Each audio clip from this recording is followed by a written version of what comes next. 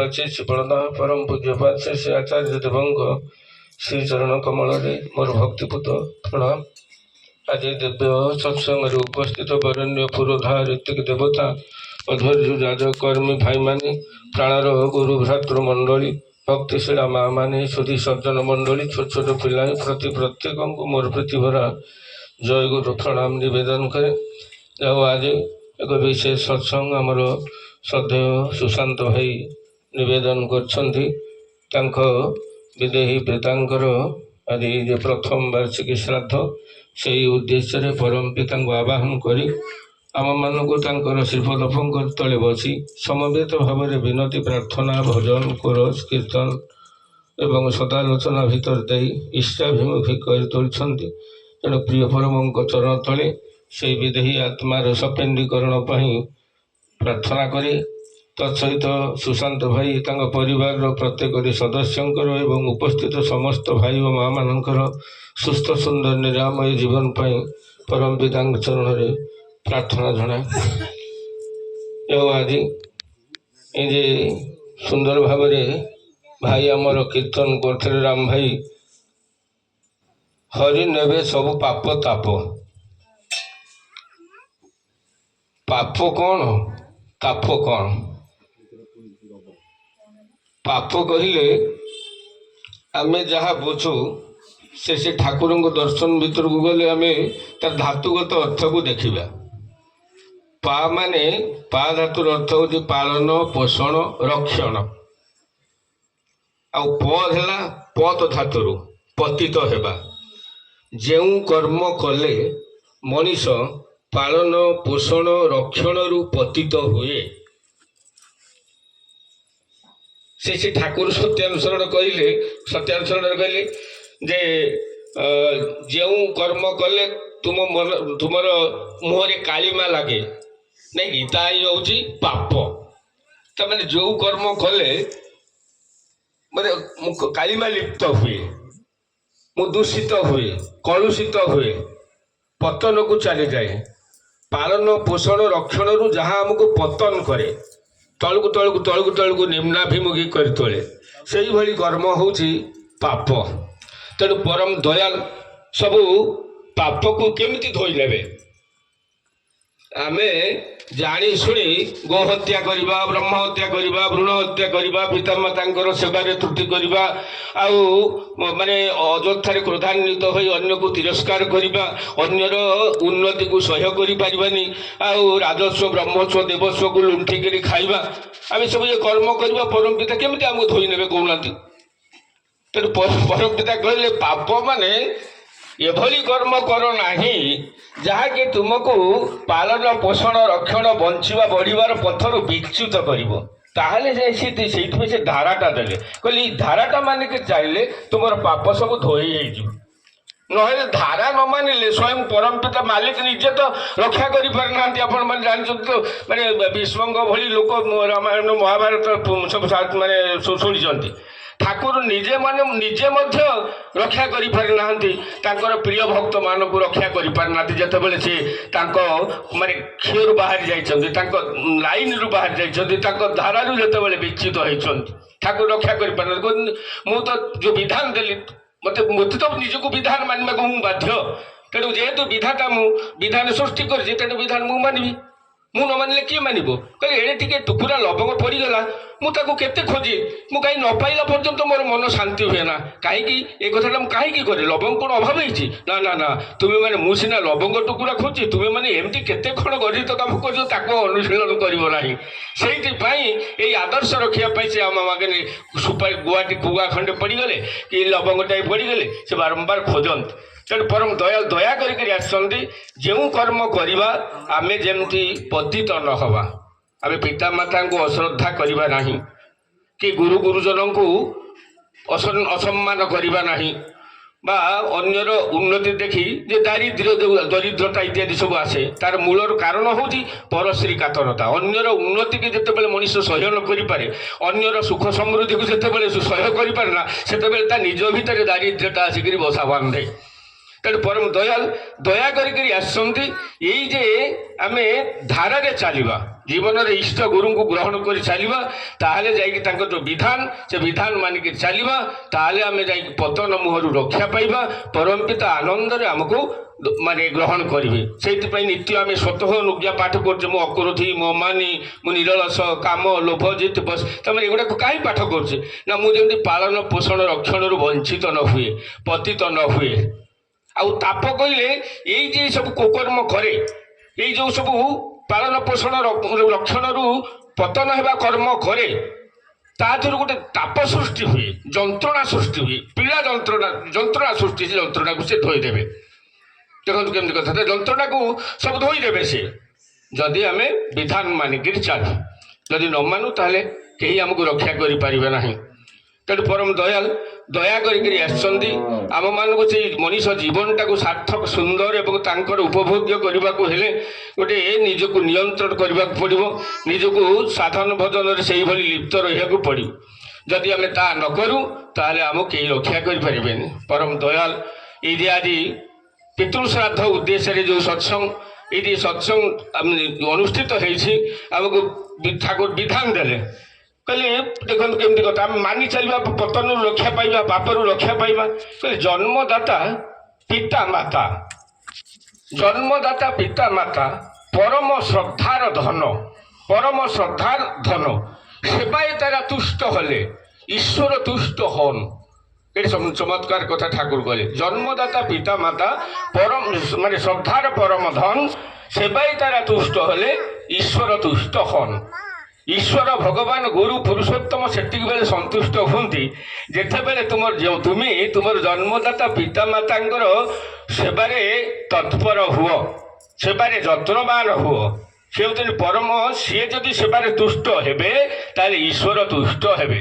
ঠাকুর পরিষ্কার ভাবে আলোচনা প্রসঙ্গরে মধ্যে কইছন্তি, তুমি পিতা মাতাঙ্কর জীবন্ত বেদী মূলে আরাধনা নকরি, তাঙ্কর উত্তম পরিচর্যার দায়িত্বକୁ মথারে ନ ନେଇ ତୁମେ ଯେତେ ଦିଅଁ ଦେବତା ମନ୍ଦିର ବୁଲ ନା କାହିଁକି, ସବୁ ଦିଅଁ ଦେବତାଙ୍କ ମନ୍ଦିର ଦ୍ୱାରରେ ତୁମ ପାଇଁ କଣ୍ଟା ପଡ଼ିଯିବ। କି ଚମତ୍କାର କଥା କହୁଛି, ସବୁ ଦେବତାଙ୍କ ଦ୍ୱାରରେ କଣ୍ଟା ପଡ଼ିଯିବ। ଉପନିଷଦରେ କୁହାଗଲା, ବେଦରେ କୁହାଗଲା, କହିଲେ ମାତୃଦେବ ଭବ, ପିତୃଦେବ ଭବ, ଅତିଥି ଦେବ ଭବ, ଆଚାର୍ଯ୍ୟ ଦେବ ଭବ। ଏସବୁ କୁହାଯାଇଛି ଶାସ୍ତ୍ରରେ। କୁହାନାହିଁ ଗଣେଶ ଦେବ ଭବ, କାର୍ତ୍ତିକ ଦେବ ଭବ, ଲକ୍ଷ୍ମୀ ଦେବ ଭବ, ସରସ୍ୱତୀ ଦେବ ଭବ, ଶିବ ଦେବ ଭବ, ବିଷ୍ଣୁ ଦେବ ଭବ, ନାରାୟଣ ଦେବ ଭବ କୁହାଯାଇଛି। ଏ କଥା ଦେଖିବେ ଶାସ୍ତ୍ରରେ ନାହିଁ, ବେଦ ଶାସ୍ତ୍ରରେ ନାହିଁ। ତେଣୁ କୁହାଯାଇଛି ମାତୃଦେବ ଭବ। তেণু জন্মদাতা পিতারই নেই, প্রণত হও তার পায়ে, সব দেবতার আধাম তিনি, রাগ ধরে তাই নিশ্চয় থাকে। ঠাকুর পানি দিয়ে কইলে জন্মদাতা পিতা যিনি, যে জন্মদাতা পিতা প্রণত হও তার পায়ে, তাঙ্ক পাদ পদ্মরে নিত্য প্রণাম কর, নিত্য প্রণাম কর। এই যে আজ সচিদানন্দ ভাই নাহাନ୍ତି, সুশান্ত ভাই যদি ভাবে সে তো নাহাନ୍ତି, ତାଙ୍କର ପାଦ କୋଉଠୁ ଆସିବ, ପଦ୍ମ କୋଉଠୁ ଆସିବ, ମୁଁ କେମିତି ପ୍ରଣାମ କରିବି? ତାଙ୍କୁ ହୃଦୟରେ ସ୍ଥାପନ କରିବାକୁ ହୁଏ। ମୋ ବାପା ମୋ ଭିତରେ ଜୀବନ୍ତ, ମୋ ବାପା ମୋ ଭିତରେ ଜୀବନ୍ତ। ତେଣୁ এই কথাକୁ ସ୍ମରଣ ମନନ କରି ইষ্ট জানিছে পিতা মাতার, শিষ্ট বেদন বিগ্রহ, তারই প্রতি থাকলে নতি, নিরুদ্ধ হয় নিগ্রহ। ইষ্ট হচ্ছেন পিতা মাতাঙ্কর যে জীবন্ত রূপ। মানে পিতা মাতা ইষ্টম কথারে বিদেহী পিতা মাতা ইষ্টম কথারে ইষ্টে থাকেন রূপায়িত, বোধ ক্রিয়ার পরিচর্যায় অন্তর হয়ে মুখরিত। ঠাকুর বাণী ଦେଇକିରି କହିଛନ୍ତି ଯେ ବିଗତ ପିତା ମାତା ତୁମର ଇଷ୍ଟମ କଥାରେ ରୂପାୟିତ ହେଇକି ଥାଆନ୍ତି। ଯେତେବେଳେ ବାପା ମାଆଙ୍କୁ ପ୍ରଣାମ କରିବ, ଇଷ୍ଟଙ୍କୁ ପ୍ରଣାମ କରିବ, ସେ ଇଷ୍ଟଙ୍କ ଭିତରେ ମଧ୍ୟ ନିଜ ପିତା ମାତାଙ୍କର ଦର୍ଶନ ତୁମେ କରିପାରିବ। ସେଇଭଳି ଭାବ, ସେଇଭଳି ଭକ୍ତି। ଆମେ ସେଇଥିପାଇଁ ସବୁ ମନ୍ତ୍ର ପଢ଼େ ସବୁ, ତ୍ୱମେବ ମାତା ଚ ପିତା ତ୍ୱମେବ, ତ୍ୱମେବ ବନ୍ଧୁଶ୍ଚ ସଖା ତ୍ୱମେବ। କାହିଁ କହୁ ନା ତୁମେ ମୋର ମା, ଅର୍ଥାତ୍ ମୋ ମାକୁ ତୁମେ ଜନ୍ମ ଦେଇଛ ଏବଂ ମାକୁ ତୁମେ ମଧ୍ୟ ନେଇକି ଯାଇଛ, କୋଳରେ ଆଶ୍ରୟ ଦେଇଛ। ତୁମେ ମୋର ମାନେ ଜୀବନ୍ତ ମା ଏବଂ ମା ଅଶରୀରରେ ଥିଲେ ମଧ୍ୟ ତୁମେ ମୋତେ ମାତୃ ରୂପରେ ପରିପାଳନ କର, ମାତୃ ରୂପରେ ରକ୍ଷା କର, ପିତୃ ରୂପରେ ମୋତେ ପୋଷଣ ଦିଅ, ମୋତେ ରକ୍ଷା କର। ମୋ ପିତୃକୃଷ୍ଟିକୁ, ମୋ ମାତୃକୃଷ୍ଟିକୁ ମୁଁ ଯେମିତି ଧରି ରଖି ଚାଲିପାରେ, ବଞ୍ଚେଇ ରଖିପାରେ। সেই প্রকৃতরে পুত্র ଯିଏ ପିତୃକୃଷ୍ଟିକୁ, ମାତୃକୃଷ୍ଟିକୁ ଧରି ରଖି ଚାଲେ। দেখুন কেমতি কথাটা পুত্র কহিলে আমি যে বুঝুছে পুত নামক নর্করু রক্ষা করে বলে তাকে কহନ୍ତି পুত্র আমি যে কথা বুঝছে পুত নামক নর্করু রক্ষা করে তেমন তাকে কহନ୍ତି পুত্র ঠাকুর জনে ভক্ত প্রশ্ন কলে কলে যে পুত নামক নর্কটা ঠাকুর কেমন না ওই কে জানে পুত নামের নর্কটা কোথায় আছে কে দেখছে কে বা বলবে ওই ধাতুগত অর্থটা দেখতে হয় কে সুন্দর কথাটা এই পুত্র শব্দর ধাতুগত অর্থটা দেখতে হয় বিভিন্ন শব্দকোষ সব আসিলা ডিকশনারি সব আসিলা তাদের সব পুত্র শব্দর মূল ধাতুটা কোন খোঁজা চালিলা খোঁজা চালিলা ভিতরে কৌশিরে পাওনে সমস্তে দেখুଛନ୍ତି এই পুত পুতিগন্ধময় নর্দমা বা নর্ক এই নর্করু যে রক্ষা করে ইত্যাদি ইত্যাদি কথা ঠাকুর তো কହୁଛନ୍ତି কোথায় স্বর্গ কোথায় নর্ক কে বলে বহুদূর স্বর্গ কোউঠি কেউ কোউঠি নর্ক এই মানুষের মানে এইটি স্বর্গ এইটি নর্ক এই মানুষই সুরাসুর এ মଣିষ এইটি স্বর্গ এইটি নর্ক মଣିষ ହିଁ সুর ହୁଏ মଣିষ ହିଁ অসুর ହୁଏ ତା নর্কটা কোଉଠି ঠাকুর কହୁଛନ୍ତି এই পুত শব্দটা ଦେଖିବାକୁ ପଡ଼ିବ ପୁତ୍ର ଶବ୍ଦଟାକୁ ଖୋଜି ଖୋଜି ପାଇଛନ୍ତି ଜଣେ ମନିୟର ୱିଲିୟମ୍ସ ନାମକ ଜଣେ ଇଂରେଜୀ ରାଇଟର ତାଙ୍କ ଡିକ୍ସନାରୀଟା ଖୋଜିକି ପାଇଛନ୍ତି ତା ଭିତରୁ ପୁତ୍ର ଆସିଛି ସନ୍ ଆସିଛି ଯେ ଗୋଟେ ପୁଷ ଧାତୁ ଦେଖନ୍ତୁ କେମିତି କଥା ପୁଷ ଧାତୁର ଅର୍ଥ ହଉଛି ପୋଷଣ ଦେବା ଦେଖନ୍ତୁ କେମିତି ଧାରଣ କରିବା ঠাকুর উল্লসিত হয়ে উঠে বাহ চমৎকার কথা ওই তো হচ্ছে পুত্র শব্দের বাস্তব অর্থ অর্থাৎ যিয়ে পিতৃকৃষ্টিকু পোষণ দেই চালে পোষণ দেই চালে মু ধর ব্রাহ্মণ ମୋ ପ୍ରପିତାମହ ଏମାନେ ସବୁ ମାନେ ବିଭିନ୍ନ ଯଜ୍ଞ କର୍ମ ପୂଜା ପାଠ ଭଲ ମନ୍ଦ ସବୁ କରି ଚାଲିଥିଲେ ମୁଁ ଆଜି ଇଞ୍ଜିନିୟର ହେଇଗଲି ଡାକ୍ତର ହେଇଗଲି ପ୍ରଫେସର ହେଇଗଲି ବୋଲି ମୋର କୁଳ କୃଷ୍ଟି ମର୍ଯ୍ୟାଦାକୁ ଉପେକ୍ଷା କରି ମୁଁ ଏଇଥିରେ ଲିପ୍ତ ରହିବି ଅର୍ଥାତ୍ ଶେଷକୁ ମୋତେ ପଇତା ଗଣ୍ଠିଟେ କରି ଆସିବନି ମୁଁ ଯାଇକିରି ଏହା ମନ୍ଦିର ଦ୍ୱାରରେ ପହଞ୍ଚିବି ନନା ଟିକେ ପଇତା ଗଣ୍ଠି କରିଦେଲ ନାଇଁ ତେଣୁ ମୋ ପିତୃକୃଷ୍ଟି ଯଦି ମୋ ଭିତରେ ଜୀବିତ ନହେଲା ତାକୁ ଯଦି ମୁଁ ଧରି ରଖି ନ ଚାଲି ପାରିଲି ତାହେଲେ ବାସ୍ତବରେ ଗୋଟେ ପୁତ୍ର ବଦବାଚ୍ୟ ମୁଁ ନୁହେଁ ତେଣୁ ଠାକୁର ପରିଷ୍କାର କହିଲେ ଯେ ଯିଏ ମାନେ ପିତୃଗୋଷ୍ଠୀକୁ ଯେ ପୋଷଣ ଧାରଣ କରି ଚାଲେ ସେଇ ହେଉଛି ବାସ୍ତବରେ ପୁତ୍ର ତେଣୁ ପିତା ମାତାଙ୍କୁ ଠାକୁର କେମିତି କଥା କହୁଛନ୍ତି ଆଲୋଚନା ପ୍ରସଙ୍ଗରେ ଯିଏ ଯେଉଁ ପୁତ୍ରର ସେବାରେ ପିତାମାତା ସନ୍ତୁଷ୍ଟ ହୋଇଥାନ୍ତି ବା ହୁଅନ୍ତି ଜୀବଦଶାରେ ଆମେ ପିତାମାତାଙ୍କର ସେବା କରିବାନି ମଲା ପରେ କରିବା ତା କିନ୍ତୁ ନୁହେଁ ଯେଉଁ ପୁତ୍ର ପିତାମାତାଙ୍କର ଯେଉଁ ପୁତ୍ରର ସେବାରେ ପିତାମାତା ସନ୍ତୁଷ୍ଟ ହୁଅନ୍ତି ତାକୁ ନିତ୍ୟ ଗଙ୍ଗା ସ୍ନାନର ଫଳ ମିଳେ ଦେଖନ୍ତୁ କେମିତି କଥା ନିତ୍ୟ ଗଙ୍ଗା ସ୍ନାନର ଫଳ ମିଳେ ଆଉ ଯେଉଁ ପୁତ୍ର ଦୈନିକ ପିତାମାତାଙ୍କୁ ପ୍ରଦକ୍ଷିଣ କରେ ଦେଖନ୍ତୁ କେମିତି କଥା ନିତ୍ୟ ସେଠି ସପ୍ତଦ୍ୱୀପ ପରିବେଷ୍ଟିତ ସମଗ୍ର ପୃଥିବୀ ପରିକ୍ରମାର ବିଶ୍ୱ ପରିକ୍ରମାର ଫଳ ସେ ପୁଣ୍ୟ ଫଳ ସେ ଅର୍ଜନ କରେ ଆଉ ଯେଉଁ ପୁତ୍ର ପିତାମାତାଙ୍କର ଜୀବନ୍ତ ଅବସ୍ଥାରେ ଦେଖନ୍ତୁ କଥା ତାଙ୍କର ମଙ୍ଗଳ ପାଇଁ ତାଙ୍କର ଉନ୍ନତି ପାଇଁ ତାଙ୍କର ଆତ୍ମାର ସଦ୍ଗତି ପାଇଁ ପୁତ୍ର ଦେଖନ୍ତୁ କେମିତି କଥା ତାଙ୍କର ଆତ୍ମାର ସଦ୍ଗତି ପାଇଁ ଜୀବନ୍ତ ଅବସ୍ଥାରେ ଯିଏ ବିଷ୍ଣୁଙ୍କର ଆରାଧନା କରେ ପୁରୁଷୋତ୍ତମଙ୍କର ଆରାଧନା କରେ ସେହି ପୁତ୍ର ହିଁ ବାସ୍ତବରେ ପିଣ୍ଡଦାନର ଅଧିକାରୀ ଦେଖନ୍ତୁ କେମିତି କଥା ସେଇ ପୁତ୍ର ହିଁ ପ୍ରକୃତରେ ପିଣ୍ଡଦାନର ଅଧିକାରୀ ଆଉ ଯିଏ ବାପାକୁ ତିରସ୍କାର କରୁଥିବ ଗାଳି ମନ୍ଦ କରୁଥିବ ବାଡ଼ି କରୁଥିବ ନିତି ବାପ ମୁହଁ ଫୁଲାଫୁଲି ହେଉଥିବ ସେ ପୁଅ ମଲା ପରେ ପିଣ୍ଡ ଦେଲେ ବାପା ମା କେତେ ଦୂର ଗ୍ରହଣ କରିବା ପରେ ଚିନ୍ତା କରନ୍ତୁ ଠାକୁର ପରିଷ୍କାର କଲେ ଯେଉଁ ପୁତ୍ର ପିତାମା ଜୀବନ୍ତ ଅବସ୍ଥାରେ ବାପା ମାଙ୍କର ଯେ ବିଷ୍ଣୁ ଆରାଧନା କରେ ପ୍ରଭୁ ମୋ ବାପା ଏ ରୋଗ ଯନ୍ତ୍ରଣାରେ ଛଟପଟ ହେଉଛନ୍ତି ତାଙ୍କୁ ଆପଣ ଏ ଯନ୍ତ୍ରଣାରୁ ମୁକ୍ତ ଦିଅନ୍ତୁ ପ୍ରଭୁ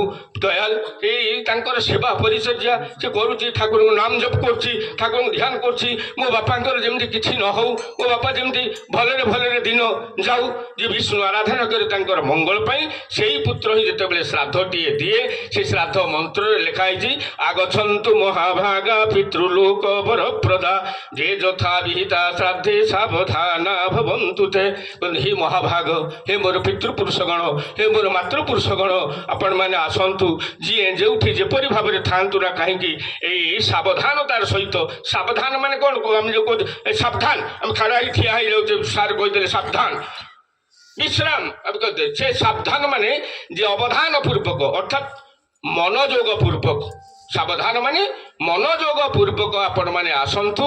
ମୁଁ ଯେ ଆପଣଙ୍କର ପୁତ୍ର ଏଇ ଆପଣଙ୍କ ଉଦ୍ଦେଶ୍ୟରେ ଶ୍ରାଦ୍ଧ ଦେଉଛି, ଶ୍ରଦ୍ଧାର ସହିତ ନିବେଦନ କରୁଛି। ଆଉ ଏ ଶ୍ରଦ୍ଧାର ପ୍ରୀତି ଅର୍ଘ୍ୟକୁ ଆପଣ ଗ୍ରହଣ କରନ୍ତୁ। ତାପରେ ଅନ୍ନ ବା ତାପରେ ଜଳ, ପାଦାସନ, ଗନ୍ଧ, ପୁଷ୍ପ, ଧୂପ, ଦୀପ, ନୈବେଦ୍ୟ ଇତ୍ୟାଦି ସମର୍ପଣ କରାଯାଏ। ତେଣୁ ଏଇଭଳି ଭାବରେ ପିତୃପୁରୁଷଙ୍କୁ ମୁଁ ଆହ୍ୱାନ କରାଯାଏ। ସତେ ଯେମିତି ମୋ ବାପା ଆସୁଛନ୍ତି, ଏଇଠି ମୁଁ ଆସନ ଦେଉଛି, ପାଦାସନ ଦେଉଛି, ଆଉ ତାଙ୍କୁ ଭୋଜନ ଦେଉଛି, ତାଙ୍କୁ ଏଇଠି ଲୁଗା ପିନ୍ଧିବାକୁ ଦେଉଛି, ବସ୍ତ୍ର ଦେଉଛି, ଯେଉଁ ଦାନ କରୁଛି ଆମେ ପିଣ୍ଡ ଉପରେ ଦେଉଛେ। ମୋ ବାପା ଆସୁଛୁ, କେତେ ଜଣ ଆମେ ବୋଧ କରୁଛେ ପୁରୁଷୋତ୍ତମଙ୍କୁ ମଣିଷ ଧରିଲା ପରେ ଏ ଶ୍ରାଦ୍ଧର ତାତ୍ପର୍ଯ୍ୟ ମଣିଷ ବୁଝେ। ଏମିତି ଅନେକ ଦୃଷ୍ଟାନ୍ତ ରହିଛି। ଶ୍ରାଦ୍ଧ ଦେଲାବେଳେ ମଧ୍ୟ ସେମାନେ ଦର୍ଶନ କରୁଛନ୍ତି। ମା ସୀତାଙ୍କର ଉଦାହରଣ ଆପଣ ଜାଣିଛନ୍ତି, କେମିତି ବାଲି ପିଣ୍ଡ ଦେଉଥିଲେ, ଦଶରଥ ହାତ ବଢ଼େଇକି ନେଇଗଲେ। କେତେ ଶ୍ରଦ୍ଧା, କେତେ ବ୍ୟାକୁଳତା, କେତେ ଭଲ ପାଇବା। ମୁଁ ତ ପ୍ରତିବର୍ଷ ଶ୍ରାଦ୍ଧ ଦେବି, ମୋ ବାପା କେଇଥର ଆସି ମୋ ଠାରୁ ହାତ ବଢ଼େଇ ନେଉଛନ୍ତି, ମୋ ମା ମୋ ଠାରୁ କେଇଥର ଆସିକି ହାତ ବଢ଼େଇ ନେଉଛନ୍ତି। ଆମେ କେବେ ଅନୁଭବ କରିନେ ଏ କଥାଟା। ତେଣୁ ପରମ ଦୟାଲ ଯୁଗ ପୁରୁଷୋତ୍ତମ ଆସିଛନ୍ତି। ବାସ୍ତବରେ ପାଳନ ପୋଷଣ ରକ୍ଷଣ କେମିତି ପତିତ ନ ହେବ ମଣିଷ, ସେଇ ଧାରା ଦେଇଛନ୍ତି। ତୁମେ ମାନେ ମାଆକୁ ବାଗ ଭଜନା କର। ଜନ୍ମ ମାନେ ଜନନୀୟାର ଜନ୍ମଭୂମି ସ୍ୱର୍ଗ ହତେ ଧରି ଆସି ମାଇ ଜାଣିସି ଦୁର୍ଗା তোমা দুর্গতির সে হয়ে বসি। তু কেউ দুর্গা পূজা করছু, কেউ লক্ষ্মী পূজা করছু, কেউ সরস্বতী পূজা করছু। মা বা তোর গর্ভধারিণী মা, সে বা দুর্গা স্বরূপিণী, তাকে উপেক্ষা করি, তাকে অবহেলা করি তুই এ ধাতু পাষাণ মাটির মূর্তি কাজ কিরে তোর আরাধনে। তুই মনোময় প্রতিমা গঢ়ি বসাও হৃদয় সিংহাসনে। তোর মাকে মনে মনে স্থাপনা কর, মাকে স্মরণ কর। মা তুমি আস, ମୋ ଭିତରେ ଜାଗ୍ରତ ହୁଅ। ହେ ମୋର ପିତୃଦେବ, ମୁଁ ଯେପରି ତୁମେ ମୋ ଭିତରେ ଆବିର୍ଭୂତ ହୋଇ ତୁମର କୂଳ କୃଷ୍ଟିକୁ, ତୁମର ବଂଶ ପରମ୍ପରାକୁ, ତୁମର ବଂଶଧାରାକୁ ଆହୁରି ଆହୁରି ଆହୁରି ଆହୁରି ଉନ୍ନତ ମୁଖର କରିତୋଳ। ପ୍ରାର୍ଥନା କରିବାକୁ ହୁଏ ପରମ ପିତାଙ୍କ ପାଖରେ। ତେଣୁ ପିତୃପୁରୁଷଙ୍କୁ ଆବାହନ କରିବାକୁ ହୁଏ।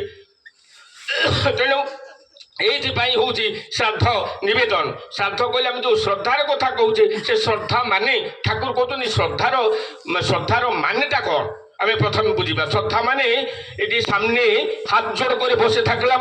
শ্রদ্ধা শব্দ সামনে হাত জোড় করে বসে থাকলাম। এখন কেমতি কথা, বারবার প্রণাম করলাম, আমি পা ধোয়া জল ফেলাম।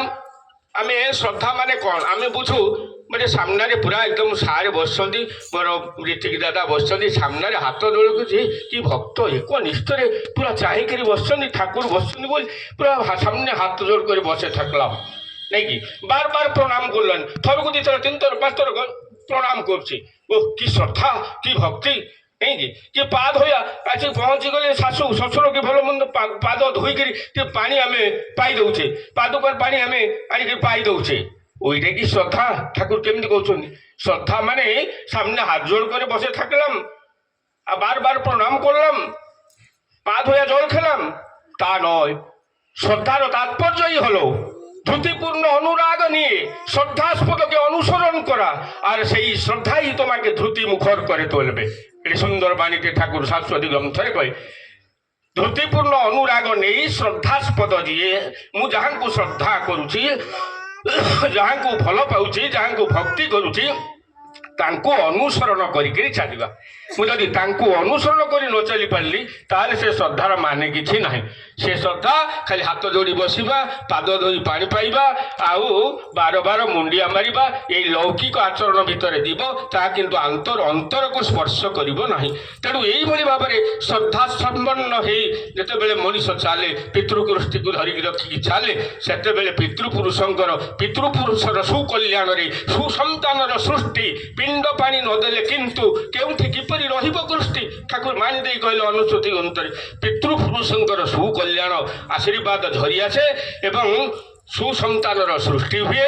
ପିଣ୍ଡ ପାଣି ଦେଲେ ପିତୃକୃଷ୍ଟି, ପିତୃଧାରାଟା, ପିତୃ କୌଳିକ ଧାରାଟା ବଜାୟ ରହେ। ପିଣ୍ଡ ପାଣିର ଆଜି ଦିନରେ ଆମେ ଯେ କ'ଣ କରୁ ନା, ବହୁ ଲୋକଙ୍କୁ ଭୋଜି ଭାତ କରି ସବୁ ଆୟୋଜନ କରି ଗାଁ ସାରା ନିମନ୍ତ୍ରଣ କରି ବିଭିନ୍ନ ପ୍ରକାର ଭୋଜି ଭାତ କରୁ। କିନ୍ତୁ ଠାକୁରଙ୍କୁ ଏ ବାବଦରେ ପ୍ରଶ୍ନ କରାଯାଇଛି ଯେ ସେ ଶ୍ରାଦ୍ଧାଦି ଦିନରେ ବହୁ ଲୋକଙ୍କୁ ଭୋଜି ଭାତ କରିକି ଗୋଟେ ଆପ୍ୟାୟିତ କରିବା, ଭୁରି ଭୋଜନ ଦେବା, ଏଇଟା କ'ଣ ଯଥାର୍ଥ? ଠାକୁର ପରିଷ୍କାର ମନା କରିଦେଇଛନ୍ତି। ଶାସ୍ତ୍ର ଠାକୁର କହୁଛନ୍ତି ଏଇ ଶାସ୍ତ୍ର ପୁରାଣ ଦେଖ କେତେ କଥା ସବୁ କହିଛନ୍ତି। ଅନୁଶାସନ ମହାଭାରତ ଅନୁଶାସନ ପର୍ବରେ ସ୍ପଷ୍ଟ କୁହାଯାଇଛି ଯେ ମୃତ ଭୋଜି ତୁ ଜନ୍ତୁ ଚଞ୍ଚଳତ୍ୱ ନ ମୁଞ୍ଚତି ପ୍ରାବଲ୍ୟେନ ହି ପାପାନାମ୍ ବିଭଜତ୍ୟାସୁ ଚନ୍ଦ୍ରିକାମ୍। କେତେ ସୁନ୍ଦର ଭାବରେ କୁହାଯାଇଛି, ମୃତ ଭୋଜି ତୁ ଜନ୍ତୁ ନାମ। ଜନ୍ତୁ ମାନେ ପ୍ରାଣୀ, ପ୍ରାଣୀମାନଙ୍କର ଯେଉଁ ମୃତ ଭୋଜି ଅର୍ଥାତ୍ ଶ୍ରାଦ୍ଧ ଭୋଜି ବା ଆମର ଯେଉଁ ଚତୁର୍ଦ୍ଦଶା ହେଉଛି ବା ଯେଉଁ ଏକାଦଶା ହେଉଛି ଏଇସବୁ ଦିନରେ ଭୋଜି ଭାତ ଯେଉଁ ଭୁରି ଭାତ ଭୋଜନ ସବୁ ହୁଏ। ଅମୁକ ଲୋକ ମରିଯାଇଛି, ତା ପୁଅ ହେ ଇଞ୍ଜିନିୟର, ତା ଇଏ ପ୍ରଫେସର, ବାହାରେ ଥିଲା, ଆମେରିକାରେ ଥିଲା, ଇଂଲଣ୍ଡରେ ଥିଲା, ଆଇଛି ବାପାଙ୍କୁ ଉଦ୍ଦେଶ୍ୟ ପୁରା ଗାଁ ଭସେଇ ଦେବ ଭୋଜିରେ। ଏଇ ଯେଉଁ କଥା ଯେଉଁ ଭୁରି ଭୋଜନର ବ୍ୟବସ୍ଥା କରାଯାଏ, ଠାକୁର ମାନେ ଶାସ୍ତ୍ରରେ କୁହାଯାଉଛି ମୃତ ଭୋଜି ତୁ ଜନ୍ତୁନାମ ଚଞ୍ଚଳ ତ୍ୱଂ ନ ମୁଞ୍ଚତି। ଏଇ ମୃତ ଭୋଜି ବା ଶ୍ରାଦ୍ଧାନ୍ନ ଭକ୍ଷଣ କଲେ କ'ଣ ହୁଏ ନା ମଣିଷ ମନର ଚଞ୍ଚଳତା କେବେ ଦୂର ହୁଏ ନାହିଁ। ଚଞ୍ଚଳତ୍ୱଂ ନ ମୁଞ୍ଚତି ପ୍ରାବଲ୍ୟେନ ହି ପାପାନାମ୍। ପାପର ଯେଉଁ କଥା କହୁଥିଲେ ପାଳନ ପୋଷଣ ରକ୍ଷଣର ଧାରା, ସେ ପାପର ଧାରାଟା ପାପଟା ପ୍ରାବଲ୍ୟ ପ୍ରବଳ ହେଇ ଉଠେ। କେତେ ସୁନ୍ଦର କଥା, ପାପଟା ପ୍ରବଳ ହେଇ ଉଠେ। ବିଭଜତ୍ୟାସୁ ଚନ୍ଦ୍ରିକାମ୍। ଚନ୍ଦ୍ରିକା ମାନେ ଶୁଭ ଶୁଭ ଚିନ୍ତା। ଶୁଭ ଚିନ୍ତା କ'ଣ କରେ ନା ବିଭଜତି ଭାଙ୍ଗି ଭାଙ୍ଗି ଯାଏ, କ୍ରମଶଃ ଲୋପ ପାଇଯାଏ। ଦେଖନ୍ତୁ କେମିତି କଥା, ଶ୍ରାଦ୍ଧ ଭୋଜନଟା ଏତେ ମାନେ ଦୋଷାବହ। ଆମେ ଖୁସିରେ ଯାଇକି ଯେଉଁ ଭୋଜନ କରୁଛେ ତାହା କିନ୍ତୁ ମାନେ ବହୁ ଲୋକଙ୍କୁ ନିମନ୍ତ୍ରଣ କରୁଛେ। ଠାକୁରଙ୍କୁ ପଚରା ତାହେଲେ କ'ଣ କରାଯିବ ନା ସେଇଭଳି ଯେଉଁମାନେ ସେଇ ଆତ୍ମା ପ୍ରତି ଶ୍ରଦ୍ଧାଶୀଳ ଭକ୍ତିଶୀଳ, ଯାହାଙ୍କର ଭଲ ପାଇବା ଅଛି, ଆତ୍ମୀୟ ସ୍ୱଜନ ଯେଉଁମାନଙ୍କର ରକ୍ତଧାରା ସହିତ ତାଙ୍କର ସମ୍ପର୍କ ଅଛି, ସେଇଭଳି ଆତ୍ମୀୟ ସ୍ୱଜନମାନଙ୍କୁ ନିମନ୍ତ୍ରଣ କରି ଆଣି ତାଙ୍କୁ ଭୋଜନ ଦେବାର ଅଛି। ନହେଲେ ବହୁ ଭୁରି ଭୋଜନର ବ୍ୟବସ୍ଥା କରିବା ଆଦୌ ଉଚିତ ନୁହେଁ। ନା ଆଜ୍ଞା, ଯଦି ସାହି ପଡ଼ିଶା ଭଲ ମନ୍ଦ ସହିତ ଆମର କୁଟୁମ୍ବ କଟାକଟି ପଡ଼ୁନାହିଁ ଅମେଳ ଫେଳ, ତାହେଲେ କ'ଣ କରାଯିବ? ମୁଁ ତ ସମ୍ପର୍କ ନାହିଁ, କ'ଣ କରାଯିବ ନା ତାହେଲେ ଅଭିଜ୍ଞ, ଦେଖନ୍ତୁ ସମବେଦନା ସମ୍ପନ୍ନ ବେଦଜ୍ଞ ଏବଂ ଆତ୍ମତତ୍ତ୍ୱବିତ୍ ବ୍ରାହ୍ମଣ ପଣ୍ଡିତମାନଙ୍କୁ ନିମନ୍ତ୍ରିତ କରି ଆଣି ତାଙ୍କୁ ଭୋଜନ ଦେବା ଉଚିତ। ଯେଉଁମାନେ କି ସେ ଆତ୍ମା ଯଦି ପିଣ୍ଡ ପାଇନଥାଏ, ଆଜି ଯେଉଁ ପିଣ୍ଡ ଦାନ କରାଯାଉଛି, ମାନେ ପିଣ୍ଡ ମାନେ ଶରୀର ସରିବ, ସେ ଯଦି ଶରୀର ପାଇନଥିବ ତାହେଲେ ଶରୀରଟା ଧାରଣ କରିବ। ତାହେଲେ ଯେଉଁମାନେ କି ଈଶ୍ୱରଙ୍କ ପାଖରେ ପ୍ରାର୍ଥନା କରିବେ ଯେ ସେ ଅମୁକ ସଚ୍ଚିଦାନନ୍ଦ ଭାଇ ଯଦି ଅଶରୀରୀ ଥାଆନ୍ତି, ଯଦି ପ୍ରେତ ଥାଆନ୍ତି, ହେ ପରମ ଦୟାଳ, ହେ ପରମ ପିତା, ଆଜି ତାଙ୍କୁ ପ୍ରେତତ୍ୱରୁ ମୁକ୍ତ କରନ୍ତୁ। ପ୍ରେତତ୍ୱରେ ପିଣ୍ଡ ପାଣି ପିତୃପୁରୁଷଙ୍କୁ ନନ୍ଦନା ଦିଏ, ହା ହୁତାଶରେ ପ୍ରେତତ୍ୱ ଦୁଃଖ ପିଣ୍ଡ ପାଣିରେ ଘୁଞ୍ଚିଯାଏ। କେତେ ଚମତ୍କାର କଥା। ଆହୁରି ମଧ୍ୟ ଶାସ୍ତ୍ରରେ ଅନେକ କଥା କୁହାଯାଇଛି ଯେ ଶ୍ରଦ୍ଧାନଂ ଭକ୍ଷୟତେ ରାଜନ। ମହାଭାରତର ଅନୁଶାସନ ପର୍ବରେ ଧର୍ମରାଜ ଯୁଧିଷ୍ଠିରଙ୍କୁ କହୁଛନ୍ତି ଶ୍ରଦ୍ଧାନଂ ଭକ୍ଷୟତେ ରାଜନ ଯେ ନିତ୍ୟଂ ପ୍ରୌଢ଼ ଭବତ୍ୟସୌ। ଶାସ୍ତ୍ରରେ କୁହାଯାଇଛି ଯିଏ ଶ୍ରାଦ୍ଧାନ୍ନ ନିଜେ ମାନେ ଯେଉଁ ଲୋକ ବାରମ୍ବାର ଶ୍ରାଦ୍ଧାନ୍ନ ଖାଏ ତାହେଲେ ତାର କ'ଣ ହୁଏ ନା ନିତ୍ୟଂ ପ୍ରୌଢ଼ ଭବତ୍ୟସୌ। ଦିନକୁ ଦିନ ତା ଭିତରେ ପ୍ରୌଢ଼ତ୍ୱ ଅକାଳ ବାର୍ଦ୍ଧକ୍ୟ ତା ଭିତରେ ଆସିକରି ପହଞ୍ଚିଯାଏ। ଦେଖନ୍ତୁ କେମିତି ମାନେ ଅଳ୍ପ ବୟସରେ ମଧ୍ୟ ତାକୁ ବାର୍ଦ୍ଧକ୍ୟ ମାରି ବସେ, ସେ ନିସ୍ତେଜ ହେଇଯାଏ, ନିଷ୍କର୍ମା ହେଇଯାଏ। ତେଣୁ ଶ୍ରାଦ୍ଧାନ୍ନ ମଧ୍ୟ ସମସ୍ତଙ୍କୁ ଡାକି ନିମନ୍ତ୍ରଣ କରି ଭୋଜନ ଦେବା ଉଚିତ ନୁହେଁ। ତେଣୁ ଶ୍ରାଦ୍ଧର ସଚଳ ଅର୍ଥ ଠାକୁର କହିଲେ ଶ୍ରଦ୍ଧା, ସ୍ମରଣ ଏବଂ ପ୍ରାର୍ଥନା। କେତେ ଚମତ୍କାର କଥା, ତିନିଟା କଥା କହିଲେ। ଶ୍ରାଦ୍ଧର ଅର୍ଥ ହେଉଛି ଶ୍ରଦ୍ଧା, ସ୍ମରଣ ଏବଂ ପ୍ରାର୍ଥନା। ଶ୍ରଦ୍ଧା କରିବି ମୋ ବାପା ପିତୃକୃଷ୍ଟି ଧାରାକୁ ମୁଁ କେମିତି ଧରି ରଖି ଚାଲେ ଶ୍ରଦ୍ଧାର ସହିତ। ସ୍ମରଣ କରିବି, ମନନ କରିବି, ମାନେ পিতৃমাতৃ কুল গারিমা ছেলের কাছে ধরবি এমন কেমিতি মানে স্মরণ করবি। পিতৃমাতৃ কুল গারিমা ছেলের কাছে ধরবি এমন ফুল্ল হয়ে শিউরি উঠে বাস্তবে হয় দক্ষ চেতন। আজি দিନରେ আজি গোটে শোকর দিন, দুঃখর দিন।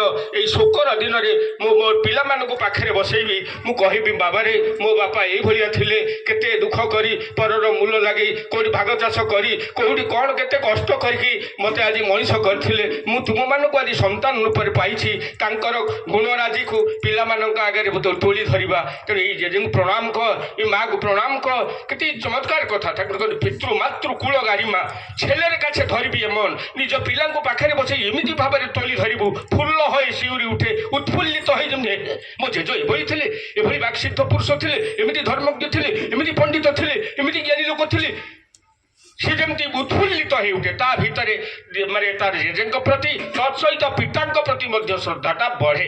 ଠାକୁର କେମିତି ପରିଷ୍କାର ଭାବରେ କହିଦେଇଛନ୍ତି ତେଣୁ ଆଜି ଏଇଟା ହେଉଛି ଶୋକର ଦିନ ଆଉ ତାପରେ ସ୍ମରଣର ଦିନ ବାରବାର ତାଙ୍କ କଥା ସ୍ମରଣ ମନନ କରିବା ପିତୃପୁରୁଷଙ୍କୁ ବସେଇ ଏବଂ ପ୍ରାର୍ଥନା କରିବା ଈଶ୍ୱରଙ୍କୁ ବସେଇ ଯେ ପ୍ରଭୁ ମୋ ବାପାଙ୍କର ଯେମିତି ପ୍ରେତତ୍ୱ ଦୁଃଖଟା ଘୁଞ୍ଚି ଯାଉ ପ୍ରେତତ୍ୱ ମାନେ ପ୍ରେତତ୍ୱରେ ପିଣ୍ଡ ପାଣି ପିତୃପୁରୁଷଙ୍କୁ ନନ୍ଦନା ଦିଏ ହା ହୁତାଶରେ ପ୍ରେତତ୍ୱ ଦୁଃଖ ପିଣ୍ଡ ପାଣିରେ ଘୁଞ୍ଚିଯାଏ ପ୍ରେତପୁରୀରେ ଆଲୋକ ନଥାଏ ପାଣି ନଥାଏ ଖାଦ୍ୟ ନଥାଏ ପୁଅ ଯେତେବେଳେ ତାଙ୍କୁ ଆରାଧନା କରେ ଏଇ ଯେ ଆରାଧନା କରୁଛି ଆବାହନ କରୁଛି ଦୀପ ଦେଖାଉଛି ଅର୍ଘ୍ୟ ଦେଉଛି ବା ତାଙ୍କୁ ଆହ୍ୱାନ କରୁଛି ଯେମିତି ଆମେ ବଡ଼ ବଡ଼ୁଆ ଡାକୁଛେ ବଡ଼ ବଡ଼ୁଆ ହୋ ଅନ୍ଧାରରୁ ଆସ ଆଲୋକରେ ଯାଅ ଯେ କହୁଛି ଅନ୍ଧାର ମାନେ ପ୍ରେତପୁରୀଟା ଅନ୍ଧକାରମୟ ସେଠି ଆଲୋକ ନାହିଁ ତେଣୁ ପୁଅ କ'ଣ କରୁଛି ଦୀପ ବର୍ତ୍ତିକା ଦେଖେଇକି କହୁଛି ମୁଁ ତୁମକୁ ଆଲୋକ ଦେଖାଉଛି ତୁମେ ଯେମିତି ଆଲୋକମୟ ପଥକୁ ଯାଅ ଆଉ ଗୋଟିଏ ମାତୃଗର୍ଭରେ ଆଶ୍ରୟ ଗ୍ରହଣ କର ତୁମର ସପିଣ୍ଡୀକରଣ ହଉ ଯେଉଁ ପୁଅ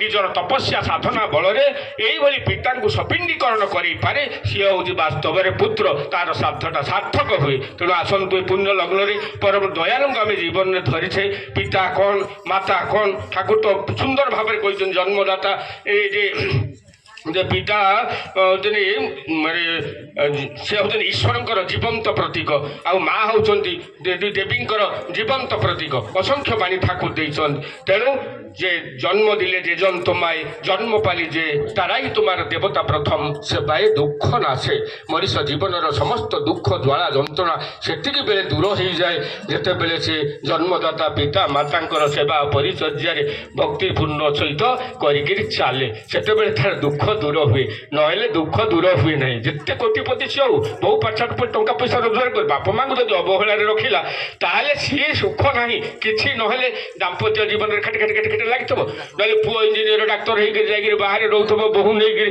ଇଏ ଘରେ ଯନ୍ତ୍ରଣାରେ ଛଟପଟ ହେଉଥିବ ତା ଜୀବନରେ ଦୁଃଖ ମାନେ ଦୁଃଖ ସରିବ ନାହିଁ ତେଣୁ ଦୁଃଖ ନାଶର ଉପାୟ ପରମ ଦୟାଲ ଆମମାନଙ୍କୁ ଦେଲେ ତେଣୁ ଆସନ୍ତେ ପୂର୍ଣ୍ଣ ଲଗ୍ନରେ ଆମେ ପ୍ରତ୍ୟେକ ମାତୃକୈନ୍ଦ୍ରିକ ହେବା ପିତୃକୈନ୍ଦ୍ରିକ ହେବା ଅତିଥି ଏବଂ ଆଚାର୍ଯ୍ୟଙ୍କୁ ଅନୁସରଣ କରି ଚାଲି ସୁଖ ଶାନ୍ତି ଆନନ୍ଦରେ ଗାଇ ଉଠିବା ବନ୍ଦେ ପୁରୁଷୋତ୍ତମମ୍ ଜୟ ଗୁରୁ।